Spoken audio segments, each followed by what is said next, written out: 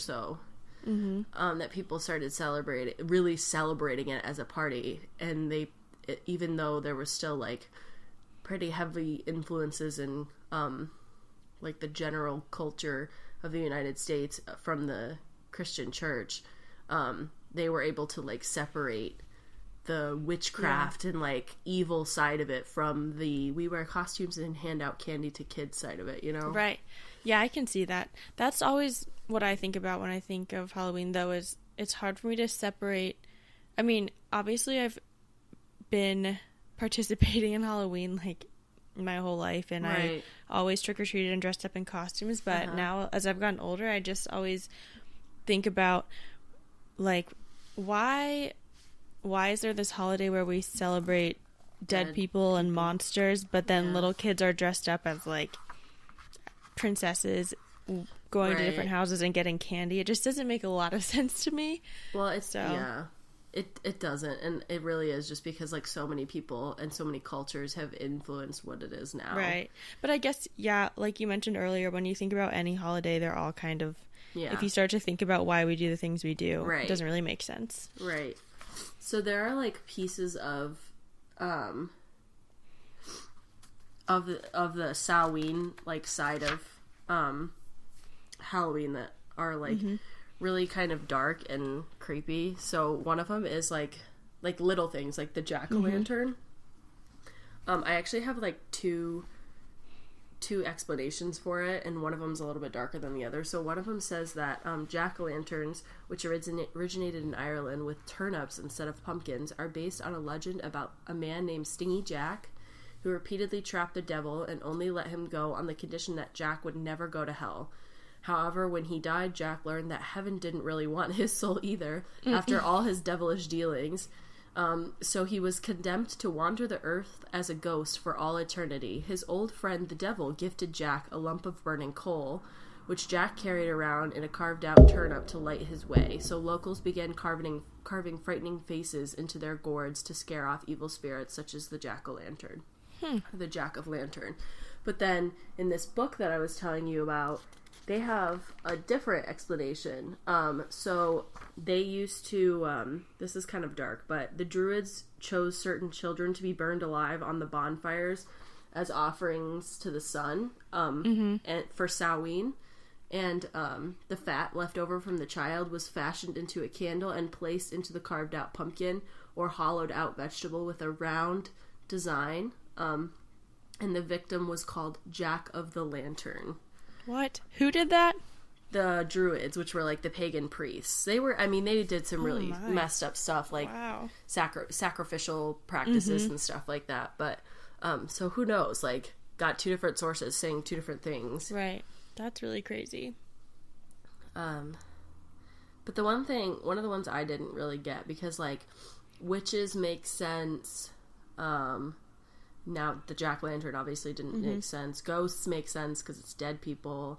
I explained the costume thing earlier. They disguise themselves so that the spirits can't find them. And then there are like a couple different versions of the trick-or-treating. But black cats. I don't get why black cats are associated. Is it just because they're black? They're a dark color? But the association of black cats and spookiness actually dates all the way back to the Middle Ages, when these dark kitties were considered a symbol of the devil. It didn't help that the feline's reputation when centuries later accused witches were often found to have cats, especially black ones, as companions. People started believing that the cats were a witch's familiar, animals that gave them an assist with their dark magic, and the two have been linked ever since. So it's literally just an unfortunate series of events that led to poor black kitties being overflowing animal shelters. So if you ever think about adopting a cat, adopt a black cat, because they get adopted a lot less than other cats. Yeah, I've even seen articles before. I don't know if this was fake news or not, so yeah, let's just take this with a grain of salt, but I've seen articles saying that like if you have a black cat, keep them inside on Halloween, because there are crazy people who go around kidnapping black cats and basically murdering them. Oh my god. Because they think they're Evil? bad luck or evil or, yeah. Jesus Christ. I know. I hope that's not true. That they're evil, or that people are actually doing that? That happens. I hope that doesn't actually happen. Yeah, same. I mean, people are screwed up, though. I know. Also, bonfires are like a huge tradition, and in a lot of iterations of Halloween. And it's to light the way for souls seeking the afterlife, which makes sense. Yeah. But, like, I don't know how vampires, and I'm not going to go into that because those legends probably go back really far, like vampires and werewolves and stuff like that. I think a lot of that was storytellers making up monsters based on, like, stuff that had happened, but I just think it's really interesting that a lot of this stuff is...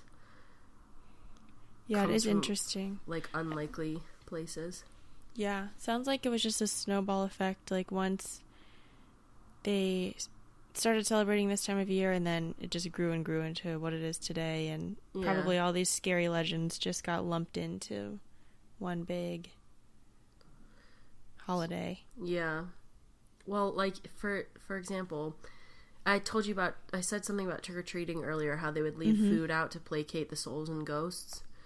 But another source says that they speculate that trick-or-treating stems from the Scottish practice of, and I'm not going to pronounce this correctly, it looks like guising, Guising, itself a secular version of souling.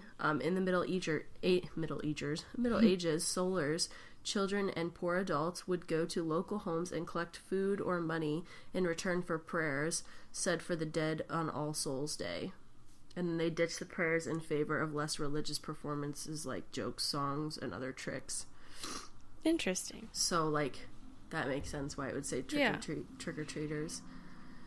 And then modern trick-or-treating stems from bells nickeling, which is actually I used to do as a kid, which is where you, like, leave a shoe outside of your door and you bells nickel will come and leave, like, chocolate in it. It's German. But it says, is a tradition in German American communities where children would dress in costume and then call on their neighbors to see if the adults could guess the identities of the disguised guests. In one version of the practice, the children were rewarded with food or other treats if no one could identify them. So it's a game. Have you seen the Office episode where it's called A Dwight Christmas? No, I don't watch The Office. Okay, sorry, but it's basically a Christmas episode, and one of the characters wants to make it a traditional, I think it's called a Pennsylvania Dutch Christmas, and he dresses up as this character called Belschnickel. Oh. And that's what that reminded me of. That's funny. Probably, I mean... I think it's probably a similar origin. Lore, whatever. Yeah.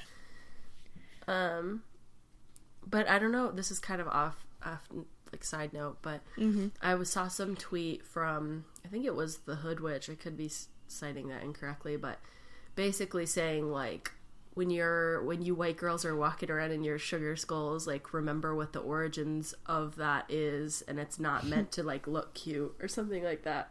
Yeah. I'm just like, oh my god. Is there nothing that we can do right? So she was upset.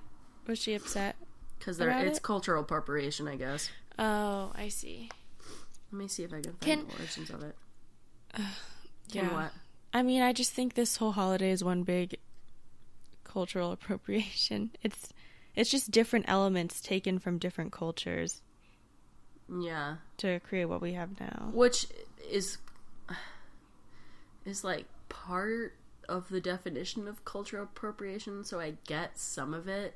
Because you are literally just ripping off their culture, but to be fair, a lot of them, like, that's what American traditions are, basically. It's because we have so many people from so many different lands bringing their cultures, and they end up blending families and creating new traditions, and I don't know. Yeah, I completely agree. The holiday is very cool, though. I love Halloween. Me too. But it scares me sometimes. Why? scary costumes scare me. I don't do well with horror movies at really? all. You don't? You seem like you would. No. It depends. I hate gore. Yeah. Ew. No, so that party I that I went to last night, they were like playing like slasher films in the background. They didn't have the sound on, but I like this one movie was on. I can't remember what it was called, but they literally hung a girl. It was like a creepy clown, and he hung a girl upside down, naked, and sawed her in half. Ew. Yeah, it was. Was it an old movie or disgust? It looked like it might have been like early 2000s. Oh, that's disgusting. Yeah, stuff like that I can't. No, I can't do that either. Yeah, there's not much substance to those, to be fair, though. They're just like gory. They're gory and scary, which is like the appeal of them. Yeah, I would rather watch a horror movie where it's implied what happened, but they don't need to show all the gore. Yeah. But also, I don't know, I don't do well with any other kinds of horror movies really either, because I start to think about them in the middle of the night when it's dark and I have to go to the bathroom, and then I just hold it until the morning. At least you live with another person. Yeah, but the sounds nothing's gonna protect me from from the thing that's not real. Yeah. The sounds of the traffic outside my window really make me feel better, because I know that there are other people. Yes, that's good to know. Within yelling distance. But okay, what's your favorite part of Halloween then? The costumes, definitely. I love dressing up and doing crazy makeup. I didn't get to do any this year just because I didn't plan well, and I really couldn't think of any ideas that really appealed to me for makeup. Yeah. Yeah, I don't know. I mean, I still have a few days, so maybe I will if I can think of something. But I know it is hard to do something that's not played out too. Yeah. For sure. I want to actually have a spooky Halloween one year, like not a Halloween where I go to a party or bar and get drunk, because that's not fun. Not fun in a Halloween sense. I want to like have like go to like a Ouija board. Yes, go to like a party where we're like trying to summon spirits, respectfully summon spirits. Yeah, you should do that and then tell me about it. Yeah, but there's no one crazy enough to do that kind of stuff with me. No, you should come. We can do it together. I will never summon anything. So nothing supernatural has ever happened to me outside of like when I was a kid, and most of that was like my childhood imagination. So I'm convinced that I'm like immune to supernatural experiences. So I feel comfortable pushing the limits, you know? Right. I think some people are just more sensitive to that stuff. Yeah, for and sure. I'm not one of them. I'm not sensitive to that. I don't recall ever having a supernatural experience. But you'd think, because like I'm very interested in that stuff, that I would be, just purely from the fact that I want to be sensitive to it. I know. Like I'm literally seeking it out. I'm not avoiding it. Yeah, you would think that you would be more prone to supernatural experiences, but maybe you just don't have any, like, souls. Receptors. I don't have receptors for it. Yeah, or if you haven't had, like, a lot of people pass away, maybe you just don't have any souls or But that can't be the only, like, if you believe in that, be the only souls that we might come in contact with, you know? You're right, I haven't. I've only had a couple family members pass away in my life, which I'm lucky enough to say that, but yeah, I don't know. We'll see if anything spooky ever happens to me. Probably not. Sorry. That's okay. Well, if you ever need an exorcism, okay, I will even find someone to do it for you. All that kind of stuff, I've only ever seen it in like fictional movies. So I did just listen. Did you listen to the Jenna and Julia podcast episode where they were talking about like spooky stuff? And they talked about the exorcism of Emily Rose and played like vocals, or not vocals, but like audio from her exorcism. No, I haven't listened to that one yet. Oh my god, it was bone chilling. Oh my gosh. She literally, it's like a young girl cannot make those sounds. So you totally believe it's like real? Either that or like, well, see, that's this is like where conflict of like science and supernatural comes in. Like Right. she could have just been extremely mentally ill, and like that mental illness could like